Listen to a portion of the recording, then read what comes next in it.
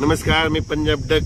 आज आहे 29 मे 2025 आणि मी आता आहे माझ्या गावाजवळ आणि आमच्या गावाजवळ बघा कसा पाऊस पडलेला आहे। म्हणजे जवळपास 250 मिलीमीटर पाऊस आतापर्यंत नोंद झाली। इतका पाऊस म्हणजे पावसाळ्यात दरवर्षी पावसाळ्यात अर्धा पडतो आणि या ठिकाणी पाहू शकता म्हणजे वापसा होणं तर शक्यच नाही। आणि या ठिकाणी आपल्या महाराष्ट्राच्या शेतकऱ्याला एक आनंदाची बातमी देणार आहे, कारण की इतका पाऊस पडायला मग हे बंद कधी होणार आहे। जर राज्यातल्या शेतकऱ्याला सांगू इच्छितो, आज आहे 29 मे 2025, आणखी 30 तारखेपर्यंत राज्यात भाग बदलत पाऊस पडणार आहे। पण सर्वांसाठी आनंदाची बातमी, 31 मे पासून ते 5 जून पर्यंत ज्याचं शेत तयार असेल तुम्ही लागवडी करू शकता, पेरणी करायची करू शकता। त्याच्यानंतर राज्यामध्ये 7 तारखेपासून परत राज्यात पावसाला सुरुवात होणार आहे, म्हणून हे अंदाज लागायचा। 7 जूनला परत वाढणार आहे, 8ला त्याच्यापेक्षा वाढत जाईल, 9, 10, 11 असं वाढत जाणार आहे, म्हणून हे अंदाज लक्षात घ्यायचा।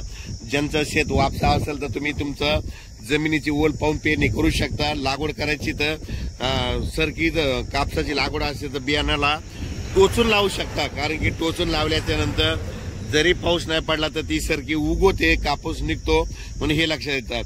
पण राज्यात मात्र 31 मेला म्हणजे बघा तुम्ही उद्या 30 मे पासून राज्यात वारं सुटायला सुरुवात होईल। असं जोराचं वारं वाईल, म्हणजे ते वारं जवळपास 5 तारखेपर्यंत 6 तारखेपर्यंत चालत आणि 7 तारखेला परत राज्यामध्ये ठिकठिकाणी भाग बदलत पावसाला सुरुवात होणार आहे, म्हणून हा अंदाज लक्षात येतो। सांगायचं झालं तर तो पाऊस पूर्व विदर्भ, पश्चिम विदर्भ, मराठवाडा, पश्चिम महाराष्ट्र या ठिकाणी जरा जास्त प्रमाणात आहे, म्हणून हे अंदाज लक्षात येतात।